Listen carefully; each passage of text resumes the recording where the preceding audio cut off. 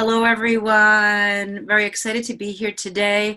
Welcome to Elevate Voices. My name is Vanessa Codorniu, and this is a conversation series started by myself, Christine Gutierrez, and Tatiana De La Piane. We started this series because we witnessed a lack of diversity in the wellness and spirituality communities, and we decided it was time to change that. It is our intention to inspire dialogue and elevate diverse voices. Now, we know that there are no quick and easy solutions, but this series is our attempt in creating space for change. And so we are holding this space, inviting you to also step into it with us. Now, today we have an amazing guest. Very excited to share this woman with you. There's not going to be enough time in the day to share everything that she is bringing because I feel like she's wisdom on two legs, on dos piernas. And I met her here in Harrisburg, Pennsylvania at a diversity forum.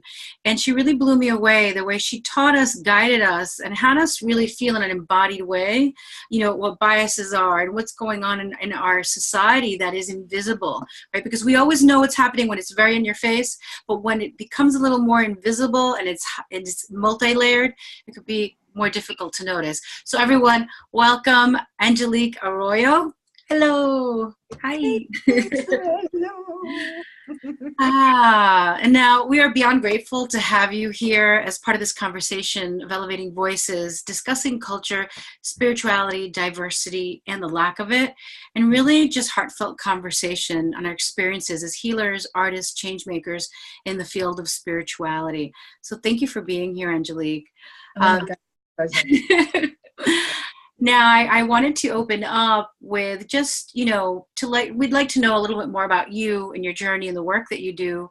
And then if you could help us define, what is intersectionality and why is it important right now and always, right? Yeah. I mean, I feel like it's an old and recent conversation, probably ancient and recent conversation around what it means to move between different identities and different worlds. And I think for me, that's very present. For me, I've done a lot of anti-racism work. And so workshops, trainings, blah, blah, blah. And that's what my life is. I call everything blah, blah, blah. So irreverent. Anyway, but it's one of those things where, like I am Puerto Rican, actually what we would more accurately call a New Yorican. I was born in Brooklyn. I'm a first generation. That's right. I know, right? And so then I have that identity. I also have that I come from a poor community, which on the island, we're a little different. In the island, my family's professional and stuff like that. And so has this different access. But once we transferred here, that was a different world. And in addition to that, I identify as female. So if we keep on adding, right? We keep on adding the layers, that becomes intersections in which we live. So the other day I was having a conversation about code switching and the amount of fracture that causes in the human psyche, because you're constantly having to shift, which is why any workshop I do, I tear a hole into the word professional, because what I think it's done is it's taught us and conditioned us as a society to fracture ourselves. So in front of you, I can be, I took a shower for y'all. You just don't know, right? I comb my hair. Like, we have these ideas about what we're supposed to look like, how we're supposed to speak. But then when we're under duress, under stress, when we're home or other things going on, then we're supposed to be another way. So the normative standard. And so for me, because I come from so many different intersections, one, it's important. It's a commitment of mine to presence them. So I bring them, I bat them up like candy, like, this is who I am. I live at all these crossroads. And I've learned to create space for that in everything that I do. Because I know that the question or the negotiation has been, I either conform to the standard, the expectation, or I bust out. Now, what makes it a little distinct for me is that I live in a very conservative community. That for POC, that's always the ask. Like, everybody has to dress to the nines, make sure their T's are crossed, their I's are dotted. And because my commitment around being in my community has been so strong, I've had to move in places that this is the expectation. And I fuck it up all the time. Like, One, I curse like a sailor, a trucker, I don't know what you want to call anybody who's fluent in creative language. That is me. Because the expectation is, again, that we are not supposed to fill in the blanks. So for me, reeling back into when we're talking about intersectionality, the importance about presence and the intersections we live in is because wherever you are, GPS is a unique place that some folks haven't been exposed to, and that for you to leave behind is at times, although sometimes for survival is necessary. Totally get that when we put that in the air, right? Like to hold that precious space. And at other times, a form of self-betrayal that we can't often live with because we're hiding pieces of ourselves. Mm.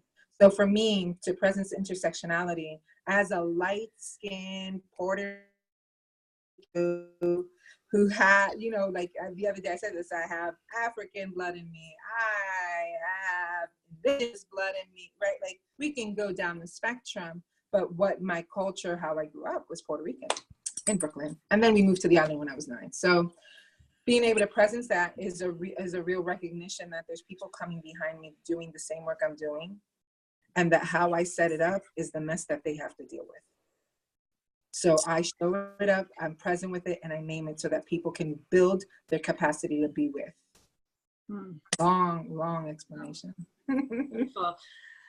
Christine, do you have any questions at this time or anything that you would like to? Tatiana. I had one question because I was looking at your website, and I wanted to know what because I've never heard this term before. I feel like I'm getting educated on these words that, you know, I don't hear in my everyday life. Honestly, this is not what I hear. But I checked out your website, and you said something about ethno-activism. Oh yes. Yeah. I want to know what that is. I'm like, ooh, that stood out to me. Yeah. So years ago, I was doing this Latino empowerment project that I show up to do workshops in there, and I think the person was a student of psychology or something or another, and talked about what did they say? Ethnocentrism or something like that, as being like this negative thing, like this thing that, you know, we shouldn't, and it kind of be so concentrated. And I was like, listen, baby, we're gonna get this right. What I'm into is ethno-activism. I refuse any language created by the dominant culture to further cause us to assimilate, cause us to say, oh, hell no. And so he looked at me, he was like, wait, did you just say, yes, baby, yes, I'm into ethno-activism. That's what I'm gonna call it, because that's what it's about. I said, I'm gonna bring every part of my Rican and the shit that I don't know to the table so that I can stop, so the ask can cease to be that I need to change who I am in order to be present at the table. I will not water that down. And so ethno-activism came around that because I realized like, baby, this idea that this is a negative thing, that what we wanna create is, and it's a common word used in some of the anti-racism circles, like a melting pot. No, don't melt me, one. But anyways, I was built for the sun. Don't melt me. Don't blend me in, because differences and distinctions are not division. That's not division. I have every right as a human being to own all the fullness of what I am, that which I know and unconsciously know, and also lives in my DNA. And so for me, that was a very adamant but against the expectation that ethnocentrism was a negative thing and that somehow we needed to learn to blend. I was like, no, I'm an ethno-activist. I stand for my ethnicity, and we'll go all the way. We'll go down, we'll rumble. I don't know, whatever we take it. I'll take my earrings off, you know. And he laughed, but I was really serious.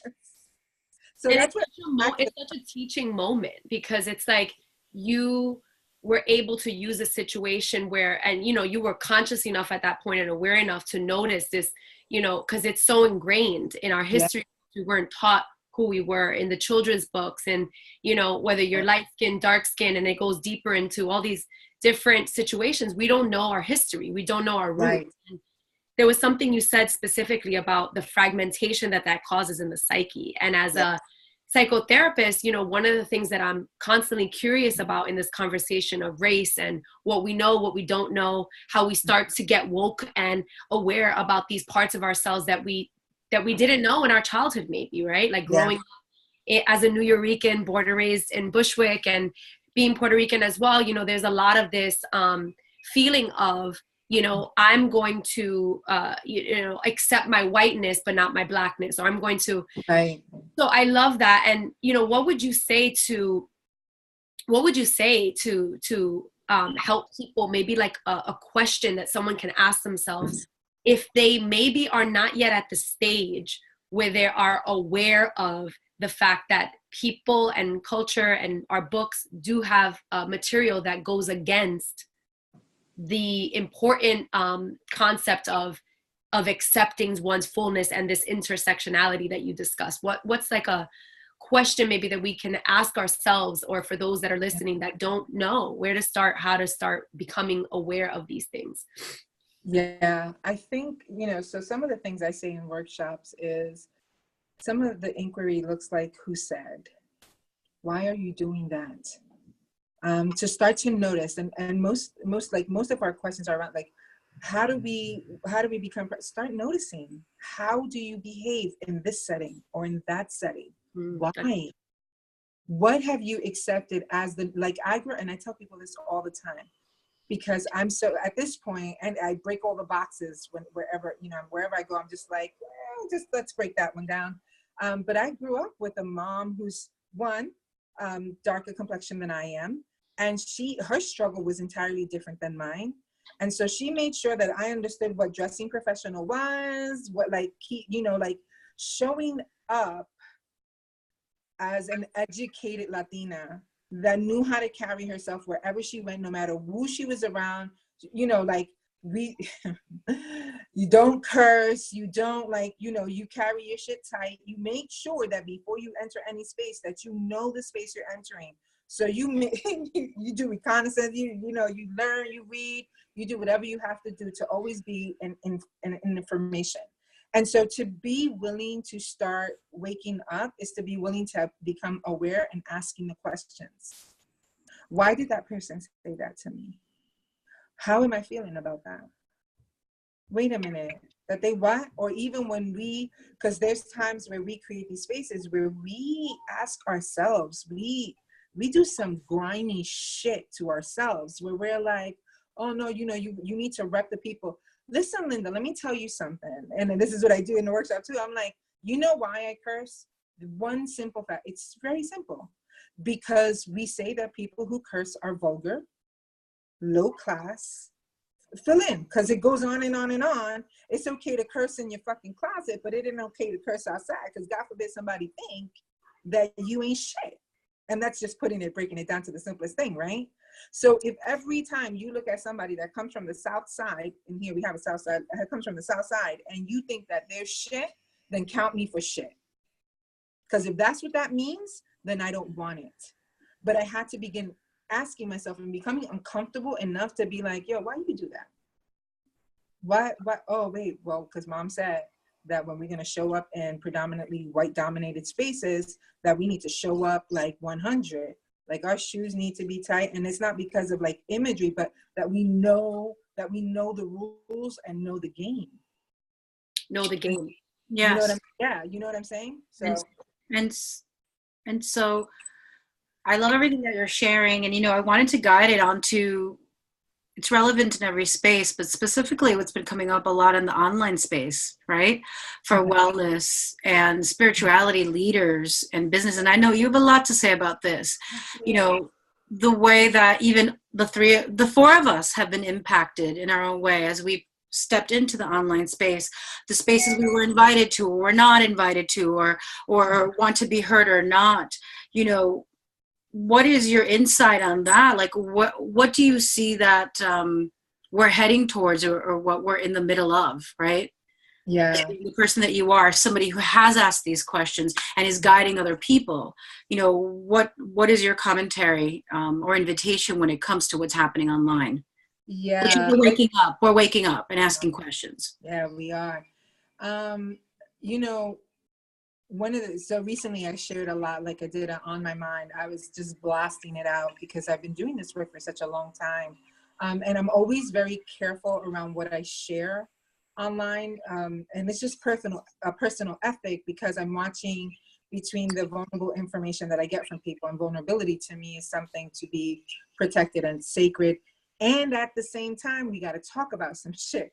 So On My Mind, I've been talking a lot about this idea that, I started, and I ruffled some feathers with this maybe 3 years back. I started taking a yoga training because what I was looking for as a healer were tools to support people to get in their body. Now, the people that I was more specifically connected to taking this to are my own people, right? Like, so POC communities, like where this is not necessarily accessible in that way. And then if you look at it, it costs crazy ass money. And so I started out, and my life had some changes, so I had to stop. Then when I came back, I started again. And then there was something in me that was like, okay, I don't think I want to do this.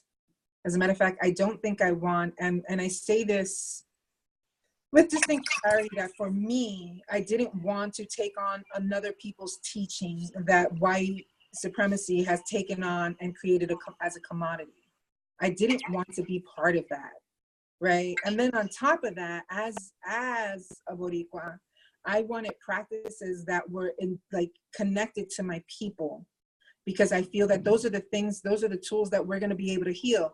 So I'm not sure about the stretching, but I'm positively sure that the bomba releases ancestral and present time pain. That I'm sure about, right? So like that shit I'm sure about. Stretching, you got to release some shit before you stretch some shit. And so for me, there was this like huge awareness that all these years I've been trying to get into the herbal community and not being able to afford it, and wanting to have access, that at every point it was white herbalists that I was coming across, and a lot of white dominated information. And there was a time where that's what I wanted, because that's what I saw, until I realized and got so exhausted, and am like, wait. Where, one, is the information of my people? Two, where is my POC family teaching this work? Three, why the fuck does it have to cost so much money? So those were the ways that I started to like break it down, and started to realize that. And as I watch the shit that's happening now, doesn't surprise me, because it's lived long enough. It's been doing what it does long enough. And I tell people this all the time. I had a woman come up to me in a workshop. She was like, this is wonderful. She's an African-American woman in the social work industry. And she said, how can we change the system? Which is the classic question, right? Everybody wants to know. And I was like, okay, 2,000 plus years functioning like this. Do you really think that it's going to go away so easy if now it does it automatically? And I want to say the same thing for anything that white normative dominant supremacy has taken a hold of. It's the structurally built to do what it does. So where does that leave us? It leaves us either understanding that our part in that is triage, going to comfort, going to bring healing spaces wherever you can, those fractured moments, create a space for healing, or you're going to walk and you're going to create something entirely different and create a new space, right? And they're both challenging, but you have to know what you're called to do. You have to know what you want to step into. So as I'm watching all these dialogues around things, the things that I realized as a Boricua is that I have been doing anti-racism trainings for years, and I've talked out of both heads, all heads, ears, 3 eyes, 5 eyes, you name it, for such a long time. And in that space, I'm willing to have those conversations. But outside of that space, I want to be with my people. I want to show up in healing work with my people. I can't not give any more energy to trying to convince a white woman of her whiteness or the privilege that the system gives her, and the reason why it's not okay when the panel is like 5 white people deep. What I do need, though, is my colleague who is a white male, identifies as a white male, and owns his privilege, to reach out and have that call with them and call them to accountability, for that, because that's his work to spend that energy doing that. I need to go for my people. We're tired. We have historical ongoing trauma happening for us. We need some fucking rest, and someone needs to create the space for it. And that's how I feel about it. I'm like, listen, when I'm in the workshop, we'll talk about it. Outside of that, we need spaces where we can heal, where we can breathe, where we can nourish each other. And so when I'm looking at all that online stuff, you know, I get it, I dig it. And the white allies who are growing in their understanding, and allies is a problematic term, but we'll stick with that for right now. You know, those who are grown, those are the, and that's what I do. When somebody white, Anglo, comments on some of my shit about race, yo, I be tagging my colleague, and I'm like, come for you peoples, come talk to them. And it's not, and that's not being ratchet or disrespectful. That's honoring my capacity of where I want to spend my energy. And I think that we've received the tools and the beauty and the transmissions that we've received as healers. So the thing I want to connect to my indigenous ancestors. I want to put up my altar. I want to do my readings from my sistren who are trying to work in organizations where they're dying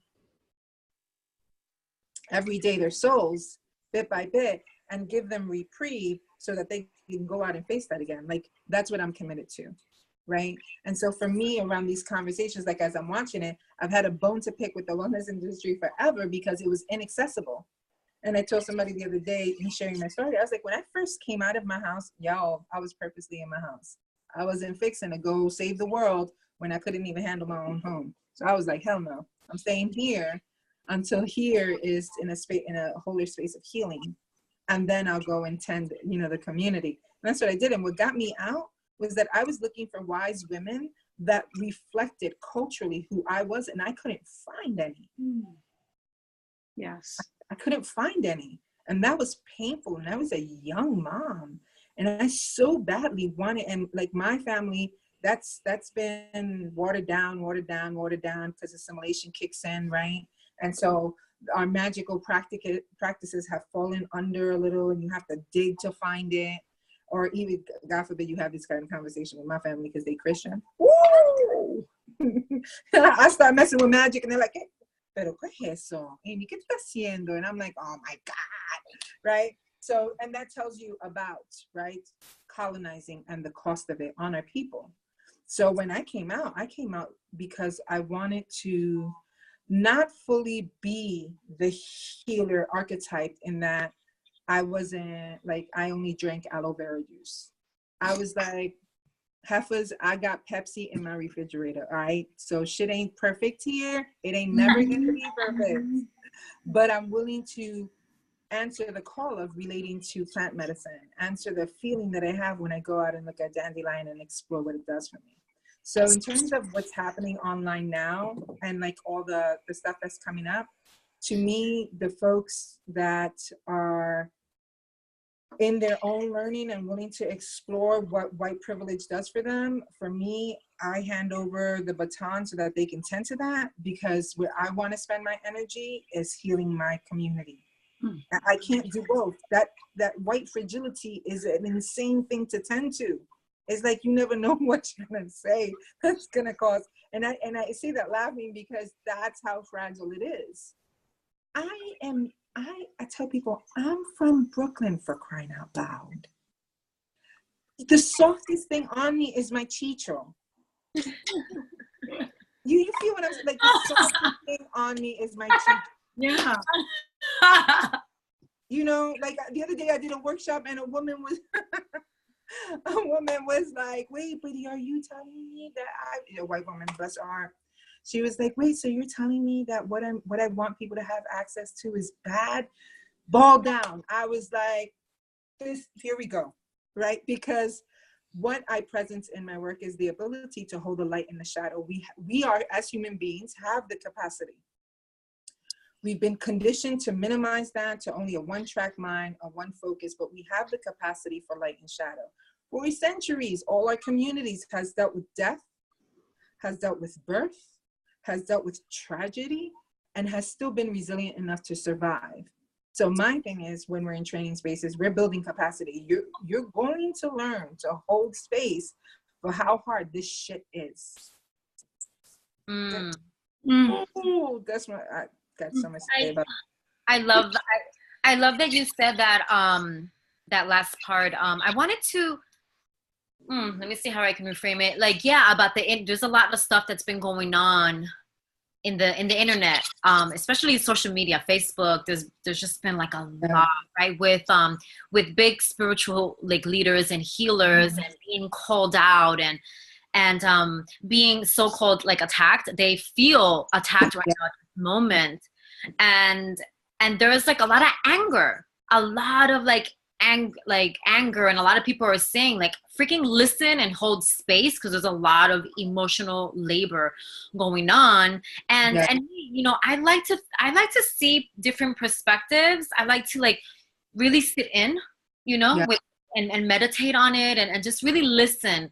So I want to hear your perspective on that. I'm not sure if you've seen what's been going on, but you know, there's been a lot of anger and shaming, and a lot of the, because me, I'm all about communication, about how people talk to each other and stuff like that. So I'm a little confused, you know, because I'm like, well, you know, I don't like how they're expressing themselves. I get the anger, I get the frustration, I get the grief, the sadness and all that. But the communication, the way that they're just like really going in. And by they, I mean, I think you mean more specifically like us, right? Like people of color, we've been expressing, you know, our rage, but some of us have been like really expressing their anger and being like, you know, fuck that bitch, and, you know, like shut the fuck down, you know. And so what's the balance, right? Because like I agree that there's a part of us that needs to, you know, like I am angry and we're hurt, and I love what you said. Like when you were speaking, I cried and I was feeling it, because it's like, you know, when someone says something that heals your soul because you needed to be seen in that part of you, and like just hearing.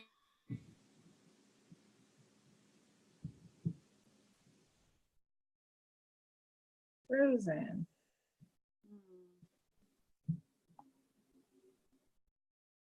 So Christine should be right back. Yes. Okay. So yeah, yeah, I forgot my question.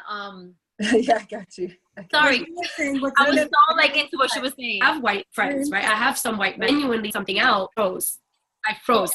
Did I freeze? You froze for a bit. Yeah. She was healing your soul when she said something. Yeah, and then what I was saying was that, you know, there's this balance, right? Like I have mentors that are, you know, that, or people that are white that have called, you know, other people out, and I mean, rather they've been called out online, right? And they take something down, and then there's like this backlash of everything, and it's really harsh, right? And so for me, I'm like Tatiana, confused, right? Like, because I am a woman of color and I have deep rage in me too, and we need those spaces. But how do we balance that, and how do we still get heard? Because we want to be heard and we want change to happen. But if we're cursing someone out, that's very different than saying I'm fucking pissed and saying like shut the fuck down, right? So like also keeping that, and then us not getting burned at the stake, right? For speaking, because you don't want to be, then I don't want to be called the person that, right? Like if I'm just being honest, I don't want to be called the person that's, then they're gonna be like, oh, you're white, or you know, we're scared. Everyone's scared.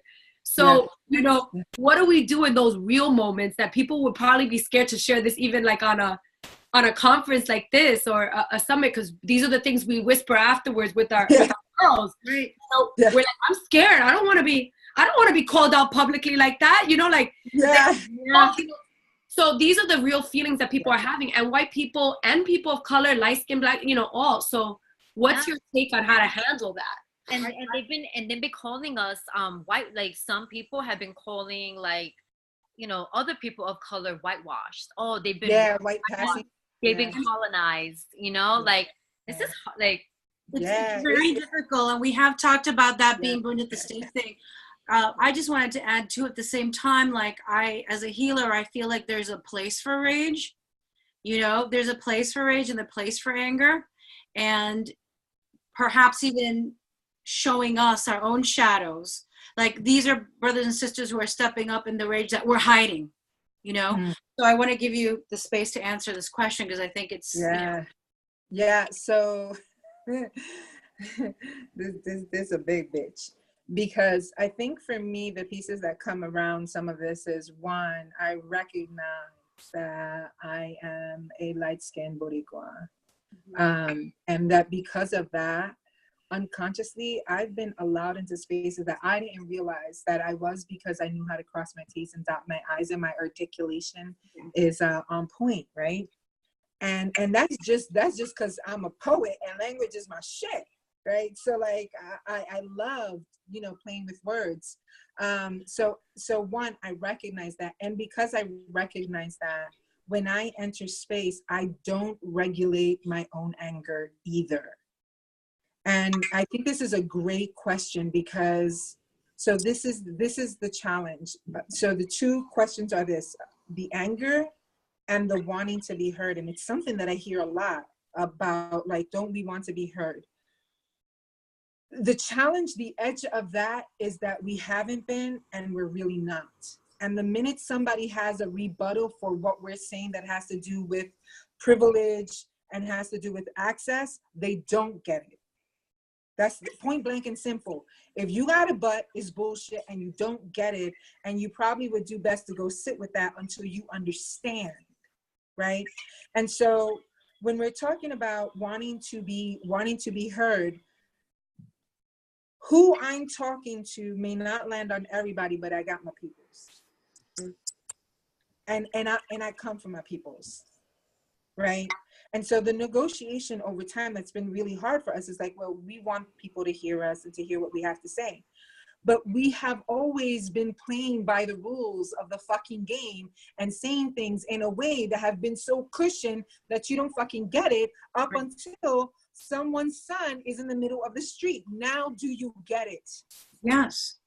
And because of that, because of somebody, I'm gonna cry, because of somebody's son in the middle of the street, I can't fucking afford to make this motherfucker palatable for you. Yes. I can't afford that. That's somebody's baby. I have a son. That's somebody's baby because of the color of his skin and the anti-Black bullshit that even rose up in our motherfucking communities that has no fucking place. Like, I don't have time. If you can't fucking hear me, go to the other workshop until you can hear why I'm so angry. Yes. Stop fucking calling us angry Latinas, angry Black women. What would you do if for centuries your people were put under the thumb and then asked to put a suit on? What the fuck would that feel like? Well, shit, hell, you don't even like it. You're crying about your 9 to 5 and that you only get the fucking weekends to chill. Why the fuck you think anybody else is gonna like it? So some of these pieces about like being hurt or being aggressive or if there's a woman whose skin tone is darker than mine and she's fucking pissed, I'm gonna be fucking pissed with her. And bitch, check yourself and watch what you say to her, because I'm gonna stand with her, because I get it. This anti-Black shit is real. So if she needs, because for whatever reason, we no longer at this point in our, like, you know, unfolding as people, have the same tools that we had to dance it out in the goddamn field, to cut a tree down, to get it out of our souls and our spirits and our physical body. All that trauma is stuck up in us. Yes. And we're asking somebody to clean it up and clear it up so that it can become palatable, so that the master, the oppressor, what did Audre Lorde say, right? The master's tools will never dismantle the master's house. So we come up, the generation that we come up and we excited. That's what I say when we get excited with ourselves, because, you know, we brand new. And we're going to do it differently. And how we're going to do it is not like the angry people that did it before us. The surprise that even though you cross your T's, you dot your I's, you dress it up, you say it nicely, your tone is just like kind of smooth, you know, you add a little laugh here, a little laugh there, you do like 3 or 4 breathing exercises, and then after that, you do some sort of ritual to write it on a paper. Even when you do that, the fact that you presence your people more than you presence anything else can become a problem. And I think, you know, you saying that, obviously, you know, like we're having emotional responses, you know, it's because you're speaking the truth, you know, and like the thing is that it's so sad. It's so sad to me that we don't have, like, because what I gave in response to that situation with, speaking to the white person that really can't imagine it. It's so far from it, right? Yeah. Is that, if you had all this rage, and I gave the example of an abuser, like I work with trauma survivors that have dealt with domestic violence. Do you get that person, it doesn't have the space to express their rage. So they need the space to yell. When you assume the role as a public figure, unfortunately for you, fortunately, that comes with a territory.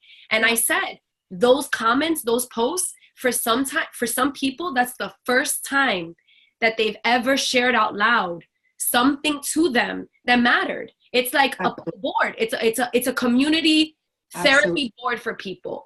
And guess what? If you just look at it one way and you don't see it the way of, like, if you had to deal with that, how would you feel? How would you actually feel? These boards are, and even for us, right? Like when you ask in the beginning, asking ourselves, how have we done that? I mean, I know a bajillion ways, because I was raised just like you, where they said, so I know how to play the role, and I knew how to, and I use that to my advantage to get into spaces. But some of that, it was the betrayal that I had against myself, because that isn't who I was, because I grew up as a Latina girl in Bushwick. So I never felt, I'm not white. I don't consider myself as I don't identify with white culture. So it's that self-hatred that we also have towards ourselves, and how we have to mask that and then play nice because they told us to. And and then feeling guilty that we're not as conscious, right? This goes back to the spirit, that we're not as conscious as them. And then you believe it. It's like that gas that you believe it. And if you don't have people that are telling you otherwise, you shame yourself. That's right. And I think for me, one of the things I tell people, and I say the same way, and exactly how I'm saying it now is exactly, I say the same thing anywhere I go. Doesn't matter who it is. You wouldn't say the fucking shit you say if we were talking about sexism. You wouldn't imagine fucking telling a woman she needs to calm the fuck down because she won't be hurt. Nobody says that. For sexism, nobody says that. Like, nobody talks to survivors. So here we are, 2018. We understand historical ongoing trauma as a very real and present thing. We're doing all these studies about it. Oh my God, everybody's trauma informed. Holy shit. Everybody's trauma informed, but not having the conversation of the ongoing trauma and how we're working through that. But no, we're just going to talk about trauma, and we're excited with ourselves. But then somehow it's okay to fucking ask me for the 20th fucking time about who I am, where I'm from. Is it even possible to be the type of person that I am, or to articulate the way I do? And this is okay. This is okay. And it's okay to even tell me that I need to tone it down so that you can better hear and receive. No, nobody in their right mind would tell a survivor of any sort of abuse or trauma, you know what? I think you need to stop crying. As a matter of fact, you know what? It's like 5 years in. Maybe you need to get over that. Nobody fucking says that. We're like, you know what? Stay in group for the rest of your life because you need support. Go get massages. Use some essential oils to help, clear some of your and then on top of that, we know data that we need coping mechanisms because triggers will come up at like out of nowhere. You don't even get to determine when they come up. You get to determine your response to your reaction. And this is just like trauma coming from other contexts. So why the fuck is it any different for us when we're healing from deep racism? I mean, so deep. This is what I tell people about Puerto Rico. But this shit is so fucking deep that even on the island, we have no idea how to deal with our Afro brothers and sisters. That's how it's so deep that on the island, they keep on telling us and teaching us English.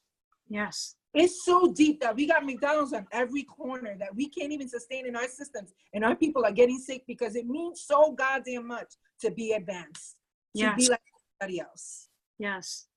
Now we're in trouble, and now motherfuckers want to be telling us about us. Are you kidding me?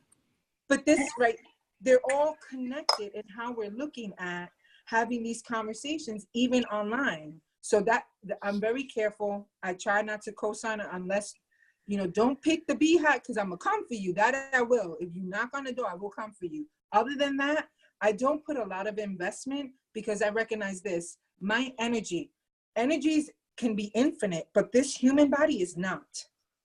And how I choose to deal with the everyday shit I got to deal with in my local community, on top of that, getting online for the bullshit that's happening there, I have a limited resource that I want to use toward the healing of my people so that my ancestors can be like, yeah, nena, eso es así.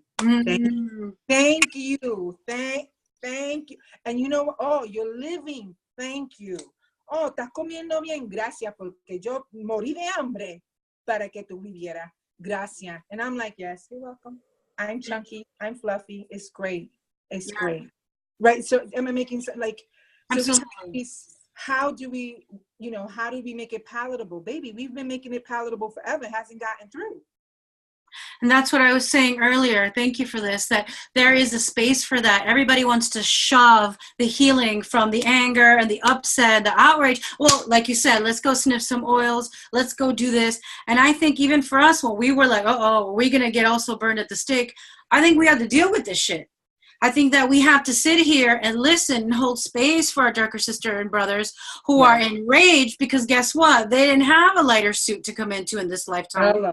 And so we have to sit here, and I know that for so many of us, we're so sensitive, we're healers, we're empaths, so it affects us. We cry. I mean, I was on an interview the other day where to be honest, someone said something that was so cognitive, it was just such a dissonance that I wanted to be kind and I wanted to be nice, but there are tears that just started to flow down my face because I found myself in a position where I wanted to be like, what? But yet I was still controlling myself.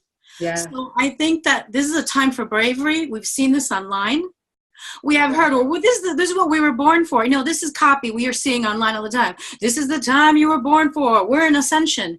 Well, the white version of ascension was that we're all going to like levitate, go into the fifth dimension, and that we're somehow going to, our chakra is going to be also aligned. But guess what? The people of the earth that are the people of color, that are the Latinos, that are the Black people of the earth, we're sitting there now with the drums, and it's scary. It's always been scary to white people. The drums, what's happening? They're dancing, they're moving, and now it's going to come out in rage. And I think for all of us here, and I mean, you've been doing this work, but we're new, doing it in our own way, but now we're educating ourselves even more, that we're going to have to really self-care our ass, manage our energy like you just said, and then we're going to have to sit there if we want to, and hold the space and be the midwives for ourselves and for our sisters and brothers who every time they step outside, like I was telling you the other day offline, my clients called me in 2016 when they shot 2 Black men and it was very highly featured. And I don't like the news, okay? I'll be honest with you. I've been like, I'm going to be in my own space with peace and love and help everybody. And I forced myself to watch it. And after that, it just brought me home because, I prayed to San Martin de Porres when I was a little girl. And I'm very called to many different orishas. And I was like, I cannot sit here and shut up.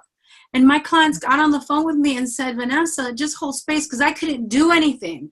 The only thing, I couldn't do no hypnosis. I couldn't do no reading. There was no clearing because my Black client said to me, Vanessa, I have a Black son. Okay. How is he going to walk out into the street?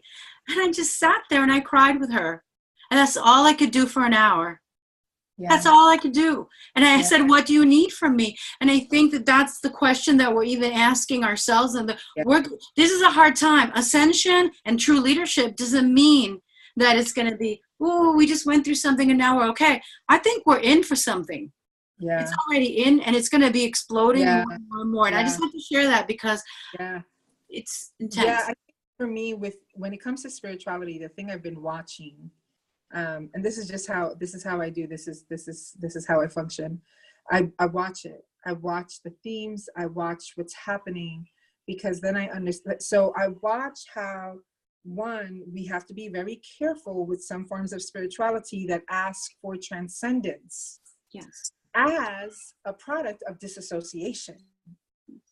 Right? That to me is dangerous. So I tell people, I was like, dangerous. It's dangerous. Don't fucking transcend so goddamn far that your spirituality has no earthly working. If your shit's so gone that you are able, and there's things that we do, you know, as we're engaging with all this violence, right, that we need to do to create clear containers and clear shielding, because it's overwhelming to the human spirit. That amount of grief is overwhelming to the human spirit, to anybody experiencing it. And there's ways to do that. But my thing, and I recently went to a workshop, and some white dude did it, and he was talking about, you know, once we fill in the blank, and I was like, listen, Linda, okay, I need you to hear what I'm telling you. Do not transcend to the point of disassociation in your spirituality, because you're going to miss it. And what you're going to miss is the fucking opportunity that with all that capacity you have to float the fuck off. You can be here creating containers where healing can happen, where space can happen, where people can actually bring it out and lay it down. But your motherfucking ass transcended over there. You want to get out of it. You want to get out of something that you have been part of creating, and that's a lack of accountability and response ability. And I will not co-sign. And so I'm watching, like, and I'm careful. I don't watch the news. I'm not interested. I'm very careful on Facebook when people be putting something and they play it over and over. I know my heart. I already carry that. I carry it with me. And I carry that. And every workshop that I do where it's a predominantly white crowd, I fuck it up so bad that half of the time I wonder if they'll invite me back. Oh, well, right? Like if they'll invite me back or not, because I'm very aware that where I stand, I am either perpetuating and affirming oppression or deconstructing and dismantling. And that's just messy.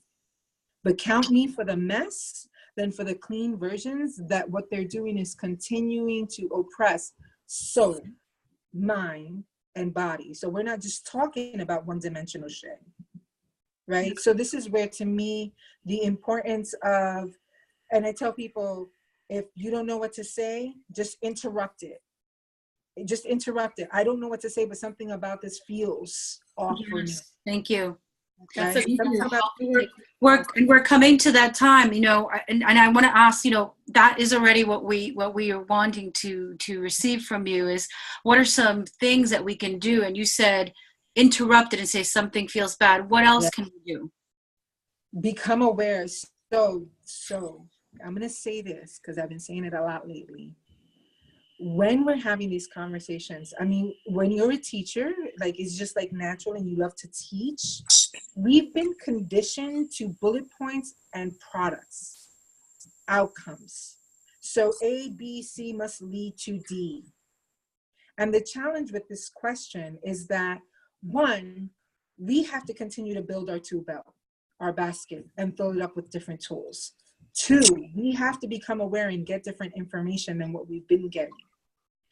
Three, now it's a number system. Three, there is no clear-cut path for this. There is learning to be present.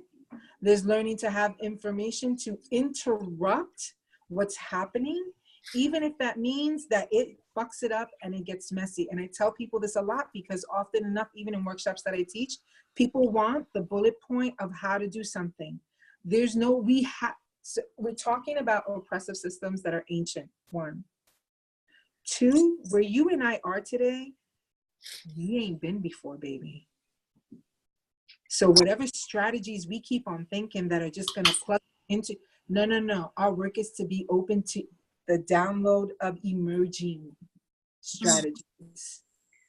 Yes. And those babies, we can't make them formula because they are a multi-dimensional access. Right? And that what to me is the difference anymore of being the healer that I am and the priestess that I am and the bruja that I am, and then being the activist that I am. Like that fragmentation comes from the construct, right? But where my transmission comes from, where my teachings come from, are a combination of both living in this world and being connected to spirit, being connected to the dimensions, right? And then listening for where a tool may be accessible or where there's some other medicine accessible and available. So what I want to say is that one, the reason why this work has to come from the inside out, because we got to get inside and go, I'm gonna stop regulating myself. I'm gonna stop being silent. I'm gonna stop running from this shit. And you know what? The only thing I'm gonna be afraid of is if my panties ain't washed on Thursday, because I'm gonna need them for Friday. That's the only shit I'm concerned about. Personally, I don't like to go commando. So I like to know that my underwear is washed. So my laundry's a priority. I'm being a smart ass right now, right? Like, but you know what I'm saying? Like, what are we so afraid of? But to be in our own power, especially as sisters who are a little bit lighter, who people unconsciously are not aware that they give us access because we feel safe to them, to step into those spaces and widen that capacity, so that when that sister comes to speak the truth and she's angry as shit and she is in your motherfucking face like that, you can take your medicine and go, I hear you. One, I do not understand, but I'm listening and I'm willing to learn. That's what allies, that's what people experiencing rage. And if some sisters are like, you know what, she needs to cut her white shit out, I'm gonna shut her the fuck down. Go, please, self-care. Go ahead. We got you. We got your back. Anybody come for you, you just give me a holler and I'll come for them, right? That's what you need to do. That's what you need to be saying, then by all means. Then somebody else will come along and have a conversation with that person that is in a position to have that conversation. And frankly, it's not going to be the person that's going to say, you know, we need to be able to have this conversation in a palatable way. Because the minute you say that, you affirm that that demonstration of anger and rage because of the shit that's going on is often wrong. And it's not the right way to do it. Right? So that's our business. Thank you. Thank you. Thank you so much. I want you to teach a course and I want to take it. So share with us when you do. And I want to share it with, and I want to share it with the world. And Angelique, thank you for your grace, your wisdom, your rawness, your passion. I think that your words have been healing to each and every one of us, and I hope for those watching and listening. I'm truly moved by your integrity, by the way you walk your talk. So thank you so much for sharing your story, your message. Your I know, it's because es la verdad. When you hear la verdad, it rings into your soul.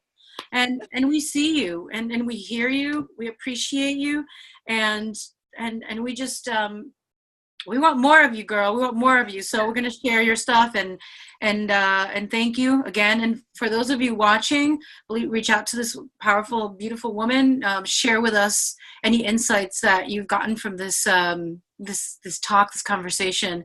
And don't forget to share this conversation as well with www.elevatevoices.com. Thank you again. And que Dios nos bendiga a todos. So let me say one thing before we kind of come off. I want to encourage you, all three of you,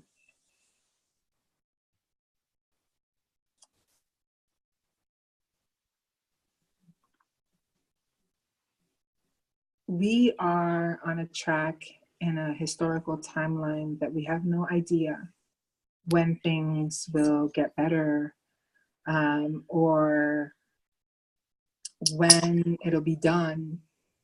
I mean, we have no knowledge of that. But this is what I do know for sure. I do know that you got to take care of yourself. I do know that you're nobody's punching bag, so to speak. And I do know that La Mujer Latina is the fiercest, badassest motherfucker on the face of this earth, along with all our other sisters. But you know, I gotta rep what we are. And I hope that every day you would find the courage to fully be yourself and to bring it so fucking hard that when it comes to that time that we exhale our last breath, that we know that it's been well with our souls. And don't ever sell that out for anybody. I think it's time that we do a reckoning of our own and own it fully. And we have generations coming behind us that need to know and need to see what it means to be courageous beyond measure, open, vulnerable, fierce, all that we are. So don't forget your own name. Don't forget your own name. So blessings and love to you and bad ass.